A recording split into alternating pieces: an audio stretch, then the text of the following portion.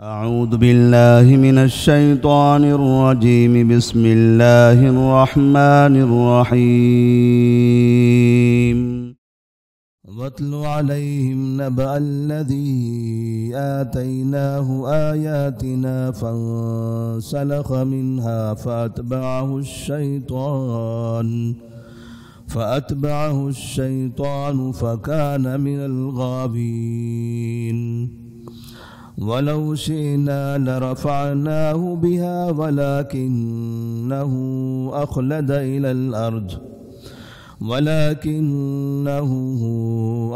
إلى الأرض واتبع هواه فمثله كمثل الكلب إن تحمل عليه يلهث أو تتركه يلهث ذلك مثل القوم الذين كذبوا بآياتنا فاقصص القصص لعلهم يتفكرون.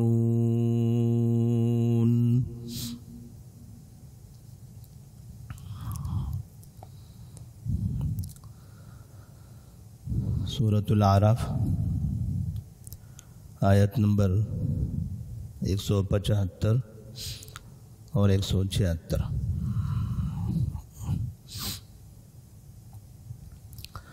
اللہ تبارک و تعالی نے اس سے پہلے کی آیات میں جب دنیا میں تمام انسانوں کی پیدائش سے پہلے آدم علیہ السلام کی پیٹھ سے قیامت تک آنے والی تمام نسل کو اللہ نے نکالا اور ان سے اس بات کا عہد لیا کہ الست بربکم، کیا میں تمہارا رب نہیں ہوں؟ تو سب نے کہا تھا قالوا بلا شہدنا، کیوں نہیں، ہم اس بات کی گواہی دیتے ہیں کہ تو ہمارا رب ہے. اس آیت کے اعتبار سے نبی کریم صلی اللہ علیہ وسلم نے فرمایا کل مولود یولد علی الفطرہ. تب ایسی صورت میں ہر انسان یا ہر بچہ پیدا ہونے والا وہ فطرت پر پیدا ہوتا ہے. اور وہ فطرت کیا ہے؟ فطرت اللہ التی فطر الناس علیہا، وہ اللہ تبارک و تعالیٰ کی فطرت ہے جس پر اللہ تبارک و تعالیٰ نے لوگوں کو پیدا کیا ہے. اور وہ فطرت ہے اسلام. اللہ نے تمام انسانوں کو اسلام پر پیدا کیا. نبی صلی اللہ علیہ وسلم فرماتے ہیں فَأَبَوَاهُ يُحَوِّدَانِهِ أَوْ يُنَصِّرَانِهِ أَوْ يُمَجِّسَانِهِ. بچے کی پیدائش کے بعد ان کے والدین بعد میں انہیں یا تو یہودی بناتے ہیں یا نصرانی بناتے ہیں یا مجوسی بنا دیتے ہیں، یا والدین جس طرح سے ہوتے ہیں اس طرح سے بناتے ہیں. اگر والدین مسلمان ہو تو بچے کو مسلمان باقی رکھیں گے.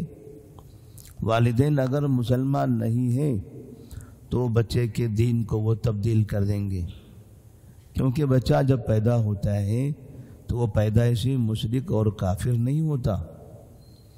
شرک اور کفر یہ عمل ہے، شرک اور کفر یہ عمل ہے. جب یہ عمل کیا جاتا ہے تب وہ شرک اور کفر ہوتا ہے. کوئی انسان شرکیہ عمل کرے تو اسے ہم مشرک کہتے ہیں. کوئی انسان کفریہ عمل کرے تب اسے ہم کافر کہتے ہیں. اس بچے نے نہ شرکیہ عمل کیا ہے نہ کفریہ عمل کیا ہے، تو جب تک کہ وہ اس عمر میں ہوتا ہے تب تک کہ وہ فطرت پر ہوتا ہے، اسلام پر ہوتا ہے. اس لیے کہ شرک اور کفر سے اجتناب یہ حقیقت میں اسلام ہے. لیکن بعد میں اس کے والدین اسے یہودی، نصرانی، مجوسی یا دیگر مذہب میں لے جا کر ڈال دیتے ہیں. تو اللہ تبارک و تعالیٰ نے جب اس چیز کا تذکرہ فرمایا تھا تو اس کے بعد نبی کریم صلی اللہ علیہ وسلم سے خطاب کرتے ہوئے ایک نیک آدمی کی مثال بیان فرما رہا ہے۔ ایک نیک آدمی جو دنیاوی مفادات کی بنا پر برے راستے پر چل پڑا، ایک نیک آدمی کی مثال اللہ تبارک و تعالی بیان کر رہا ہے، جو دنیاوی فائدے کی وجہ سے، دنیاوی مفاد کی بنا پر نیک راستہ اس نے چھوڑ دیا اور برے راستے پر چل پڑا۔ تو اللہ تبارک و تعالی فرماتے ہیں وَاتْلُ عَلَيْهِمْ نَبَأَ الَّذِي آتَيْنَاهُ آيَاتِنَا، اے محمد صلی اللہ علیہ وسلم آپ ان کے سامنے اس شخص کی خبر پڑھ کر سنائیے جس کو ہم نے ہماری آیتیں دی، ہماری نعمتیں عطا فرمائی۔ فَانْسَلَخَ مِنْهَا، تو وہ اس سے باہر نکل گیا۔ فَأَتْبَعَهُ الشَّيْطَانُ، اور شیطان اس کے پیچھے پڑ گیا۔ فَكَانَ مِنَ الْغَاوِينَ، اور وہ گمراہ ہونے والوں میں سے ہو گیا۔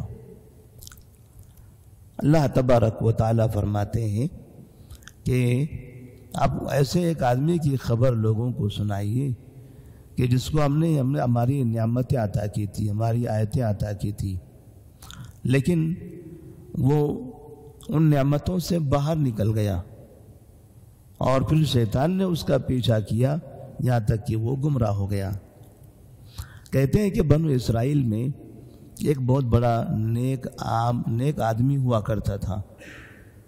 اللہ تبارک و تعالی نے اس کو بڑا متقی پرہیزگار بنایا تھا اور اس کے اوپر یہ نعمت عطا فرمائی تھی کہ وہ جب دعا کرتا تو اللہ تبارک و تعالی اس کی دعا قبول کر لیتا، یعنی اسے مستجاب الدعوات بنایا گیا تھا۔ اور کوئی انسان مستجاب الدعوات بن جائے یہ بہت بڑی نعمت ہے کہ میں جو دعا کروں وہ دعا فوراً قبول ہو جائے۔ ہم اتنی دعائیں کرتے ہیں، زندگی میں ہماری دعائیں بہت کم ایسا ہوتا ہے کہ ہمیں قبول ہوتی ہوئی نظر آتی ہیں۔ ہم جو مانگتے ہیں وہ ہمیں مل جاتا ہے، ایسا بہت کم ہوتا ہے۔ لیکن کوئی اگر انسان مانگے ابھی اس کو مل جائے، ابھی کوئی دعا کرے پتہ چلا کہ وہ کام ہو جائے، تو کسی کی زبان میں اتنی تاثیر ہو، اللہ تبارک و تعالی جسے اس طرح سے بنا دے، بھلا وہ کتنی بڑی نعمت ہوگی۔ تو بنو اسرائیل کے ایک آدمی کو اللہ تبارک و تعالی نے یہ نعمت عطا فرمائی تھی۔ لوگ اس کے پاس آتے تھے دعائیں کروانے کے لیے، وہ ان کے لیے دعائیں کر دیا کرتا تھا۔ ایک مرتبہ لوگ اس کے پاس ایسے کام کی دعا کروانے کے لیے آئے جو کام جائز نہیں تھا، جو اس کے لیے جائز نہیں تھا۔ آدمی دعا کرے تو اچھے کام کے لیے دعا کرے، لیکن اگر برے کام کی دعا کر رہا ہے تو ظاہر سی بات ہے یہ برا ہے۔ تو حقیقت یہ ہے، جیسا کہ بعض مفسرین نے لکھا ہے کہ لوگوں نے آ کر موسیٰ علیہ السلام اور ان کے ساتھی بنو اسرائیل کے خلاف بددعا کرنے کے لیے ان سے مطالبہ کیا کہ بنو اسرائیل کا ایک قوم سے مقابلہ ہونا تھا۔ جس قوم سے مقابلہ ہونا تھا اس قوم کو پتہ چلا کہ ایک آدمی ہے جس کی دعا قبول ہوتی ہے۔ وہ اس آدمی کے پاس آئے اور اس سے کہنے لگے کہ تم اللہ تبارک و تعالیٰ سے بنو اسرائیل کے خلاف بددعا کر دو، حالانکہ یہ آدمی بنو اسرائیل میں سے ہے۔ جب یہ آدمی اس نے انکار کر دیا، یہ نہیں ہو سکتا، میں بھلا اپنی قوم کے خلاف بددعا کیسے کروں، اور مجھے یہ پتا ہے کہ میں اگر بددعا کروں گا تو میری بددعا قبول ہو جائے گی، کیونکہ میں مستجاب الدعوات ہے۔ لوگ بھی سمجھتے تھے کہ ان کی بددعا قبول ہوگی، لیکن انہیں ایسا لگتا تھا کہ سامنے والی قوم کو اگر ختم کرنا ہے تو ان کی بددعا کافی ہے۔ ان سے مقابلہ کرنے کے بجائے بددعا کے ذریعے اس قوم کو شکست دے دیتے ہیں۔ لہذا انہوں نے اس کو تیار کیا کہ ہم آپ کو کچھ پیسہ دیں گے، اتنا اتنا مالی معاوضہ آپ کو دیا جائے گا، آپ اس کے بدلے میں بد دعا کر دو۔ یہ آدمی پہلے تیار نہیں ہوا تھا، لیکن جب مال اس کے سامنے پیش کیا گیا تو مال کی وجہ سے وہ آدمی تیار ہو گیا، مال کی وجہ سے وہ آدمی تیار ہو گیا۔ جب اس نے بد دعا کے لیے ہاتھ اٹھائی تو اس کی زبان سے بجائے بد دعا کی بد دعائیہ کلمات کے دعائیں نکل گئی، بد دعائیہ کلمات نہیں ادا ہوئے، دعائیہ کلمات ادا ہوئے۔ وہ کہنا کچھ اور چاہتا تھا، زبان سے نکلا کچھ اور۔ چونکہ بنو اسرائیل بد دعا کے مستحق نہیں تھے، اگر یہ بد دعا کر بیٹھتا تو شاید وہ تباہ ہو جاتے، اللہ تبارک و تعالیٰ نے اس کی زبان ہی پلٹا دی۔ اور اس کے بعد سے اس جرم کی بنا پر کہ اس نے اپنی دعا کا غلط استعمال کیا، پیسوں کے بدلے میں، پیسوں کے لالچ میں ناجائز دعا کی، ناجائز بد دعا کرنے کی کوشش کی، تو اللہ تبارک و تعالیٰ نے ان سے وہ نعمت چھین لی۔ اس کے بعد اب وہ دعا کرتا تو کوئی دعا اس کی قبول نہیں ہوتی، مستجاب الدعوات جو تھا وہ چیز اس کے اندر سے ختم ہو گئی۔ تو اللہ تبارک و تعالیٰ فرماتے ہیں کہ ہم نے ان کو اپنی نعمت عطا کی تھی، لیکن فانسلخ منہا، وہ اس سے باہر نکل گیا، غلط کام کر کے پیسوں کی لالچ میں آ کر اس نے اس کو چھوڑ دیا۔ فاتبعہ الشیطان، تو شیطان اس کے پیچھے پڑ گیا، شیطان اس کے پیچھے پڑ گیا، مال کی حرص، مال کی لالچ دلانے لگا۔ فکان من الغاوین، تو وہ گمراہ ہونے والوں میں سے ہو گیا۔ وَلَوْ شِئْنَا لَرَفَعْنَاهُ بِهَا، اگر ہم چاہتے تو ہم اس کے ذریعے اس کے مقام کو بلند کرتے تھے۔ مستجاب الدعوات جو ہم نے بنایا تھا، جو نعمت عطا کی تھی، اس نعمت کی بنا پر ہم اس کے مقام کو بلند کرتے، کیونکہ مستجاب الدعوات ہونا یہ عزت کی بات ہے، احترام کی بات ہے، اور اس سے انسانوں کے درمیان شہرت بھی ہوگی، لوگ باقاعدہ اس آدمی سے گھبرائیں گے بھی، کوئی اسے نقصان نہیں پہنچائے گا، لوگ اس کی عزت کریں گے، اور جب لوگ اس کے پاس دعا کے لیے آئیں گے، وہ ان کے لیے دعا کرے گا، اس کا کام ہو جائے گا، تو ظاہر سی بات ہے ایسی صورت میں لوگوں کی نگاہ میں اس کا مقام اور بلند ہوگا۔ تو اس طرح سے مستجاب الدعوات جو انسان ہوتا ہے ان کا مقام اونچا ہو جاتا ہے، وہ محترم انسان بن جاتا ہے۔ تو اللہ فرماتے ہیں وَلَوْ شِئْنَا لَرَفَعْنَاهُ بِهَا، اگر ہم چاہتے تو اس کے ذریعے، اس نعمت کے ذریعے اس کے مقام کو بلند کر سکتے تھے۔ وَلَكِنَّهُ أَخْلَدَ إِلَى الْأَرْضِ، لیکن اس کی بدنصیبی دیکھیے کہ وہ زمین کی طرف چلا گیا، پستی کی طرف چلا گیا۔ ہم اس کو بلند کرنا چاہتے تھے، وہ پستی کی طرف آ گیا۔ وَاتَّبَعَ هَوَاهُ، اور اپنی خواہشات کی پیروی کرنے لگا، یعنی اس کے نفس نے اس کو برے راستے پر لایا۔ بری دعا نہیں کرنی ہے، اس سے ایک بات سمجھ میں آتی ہے کہ دعائیں یا بد دعائیں ایسی جگہ کرنی چاہیے جہاں حقیقت میں وہ درست ہو۔ اگر ہم کسی بھی جگہ پر دعا کرنے لگیں، کسی بھی جگہ پر بد دعا کرنے لگیں، تو ایسی صورت میں اللہ تبارک و تعالی ہماری دعاؤں کے اثر کو ختم کر دیتا ہے۔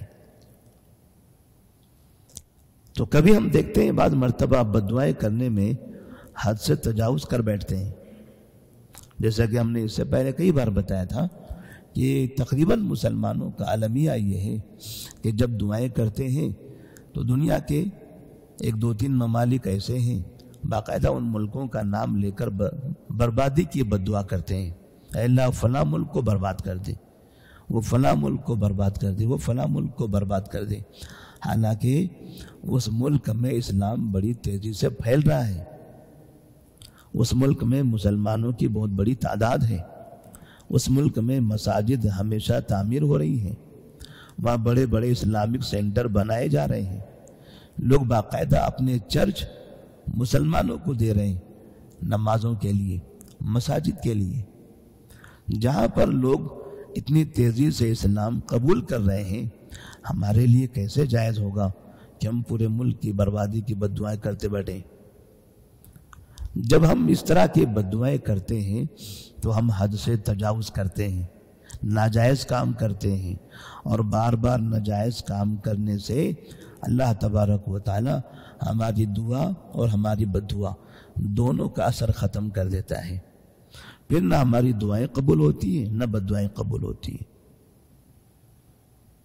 اور یہ چیز آپ کو اندازہ ہوگا کہ ہم کس طرح سے مسلمان باقاعدہ وہ چند ملکوں کے نام لے کر بددعائیں کر رہے ہیں، اور پھر انہی ملکوں میں مسلمان دعوتی سینٹر قائم کر رہے ہیں، انہی ملکوں میں دعوت کے لیے جا رہے ہیں، انہی ملکوں میں باقاعدہ کانفرنسیں ہوتی ہیں، انہی ملکوں میں اسلام کی دعوت دینے والے مبلغین پہنچتے ہیں، ان کی اپنی زبان میں جا کر ان کو اسلام کی بات بتاتے ہیں، اور سالانہ سینکڑوں افراد اس ملک میں مسلمان ہوتے ہیں۔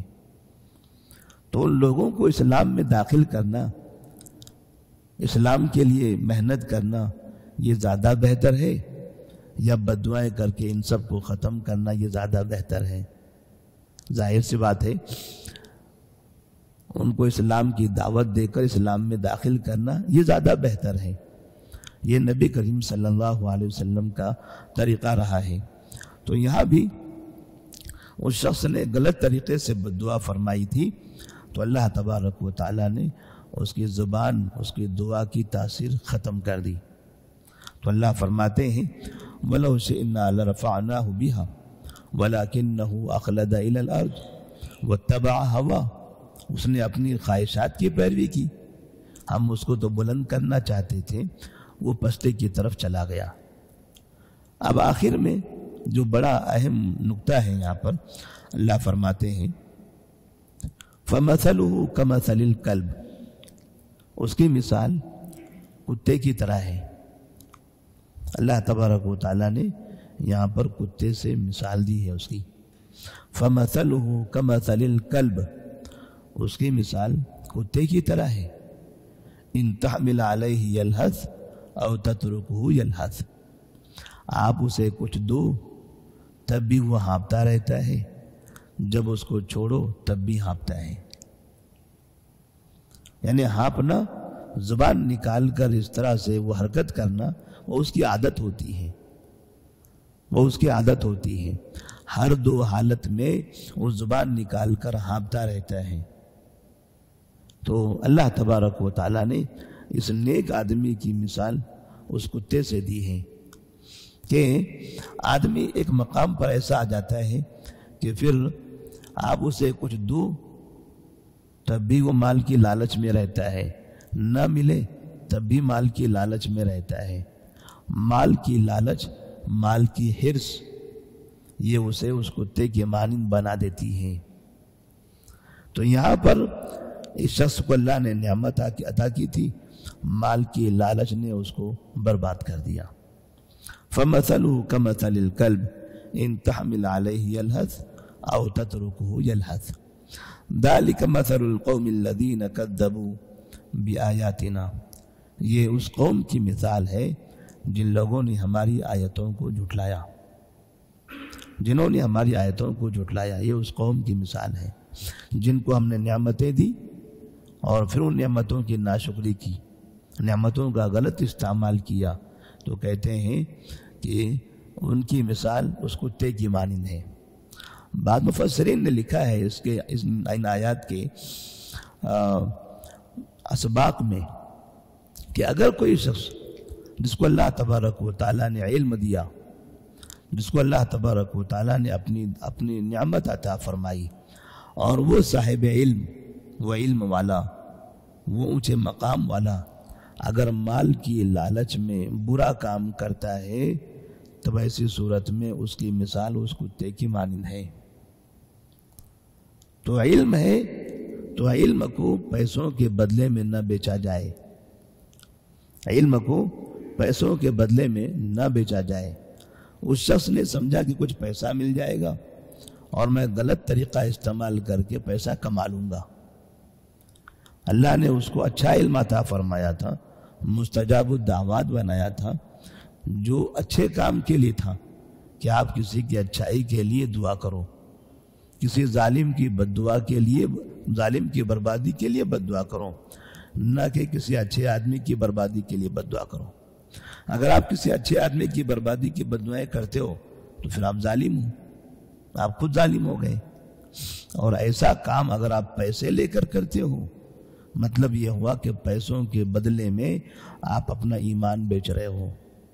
تو جو انسان پیسوں کے بدلے میں ایمان ضائع کرتا ہے، اپنا علم برباد کرتا ہے، جیسے بعض مرتبہ لوگ بڑے علماء سے فتاوے پوچھتے ہیں، مسائل پر فتویٰ مانگتے ہیں، تو فتویٰ جیسا ہونا چاہیے، سامنے والا مفتی صاحب سے کہتا ہے کہ مفتی صاحب ہم آپ کو 10,000 روپے دیتے ہیں، فتویٰ ایسا لکھیے جو ہمارے فیور میں ہو، ہمارے جیسا ہو۔ تو کئی ایسے واقعات ہندوستان میں پیش آئے ہیں۔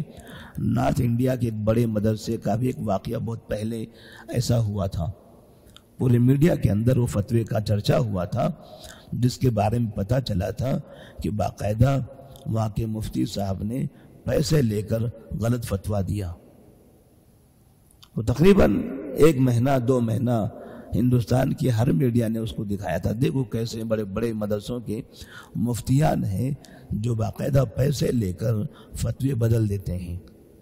تو ایسی چیزیں اگر ہوگی تو اللہ تبارک و تعالیٰ نے پھر ایسے لوگوں کے لیے اس کتے سے مثال دی ہے کہ مال کی لالچ میں دین کو، ایمان کو ضائع کرنا اس کتے کی مانند ہے۔ فَقْصُصِ الْقَصَصَ لَعَلَّهُمْ يَتَفَكَّرُونَ۔ آخر میں اللہ تبارک و تعالیٰ فرماتے ہیں آپ قصے بیان کرو، جو قرآن مجید میں اللہ نے قصے بیان فرمائے ہیں تاکہ ان قصوں کے ذریعے عبرت حاصل ہو، ایسے قصے لوگوں کے سامنے بیان کرو، لعلہم یتفکرون، تاکہ وہ لوگ غور و فکر کرنے لگ جائیں، ان کو نصیحت حاصل ہو۔ تو قرآن میں جو قصوں کا استعمال کیا گیا ہے، یہ قصے، یہ واقعات ایسے ہی نہیں ہیں، وہ خبریں دینے کے لیے نہیں ہیں، بلکہ عبرت کے لیے ہیں۔ یہ جو قصہ بیان کیا یہ بھی ایک عبرت کے لیے ہے کہ اللہ نے اگر آپ کو نعمت دی تو اپنی نعمت کا غلط استعمال نہ کرو، ورنہ نعمت چھن جائے گی۔ جیسے اس نے اس نعمت کا غلط استعمال کیا، اللہ نے وہ چھین لیا۔ اللہ نے ہم کو دولت دی ہے تو دولت کا غلط استعمال نہ کرو، ورنہ یہ دولت چھن جائے گی۔ اللہ نے ہم کو صحت دی ہے، اس کا غلط استعمال نہ کرو، ورنہ یہ صحت ختم ہو جائے گی۔ اللہ سے دعا ہے کہ اللہ تبارک و تعالی ہم تمام کو اللہ کی دی ہوئی نعمتوں پر شکر ادا کرنے کی توفیق عطا فرمائے، ناشکری سے ہم سب کی حفاظت فرمائے۔ السلام علیکم ورحمۃ اللہ وبرکاتہ۔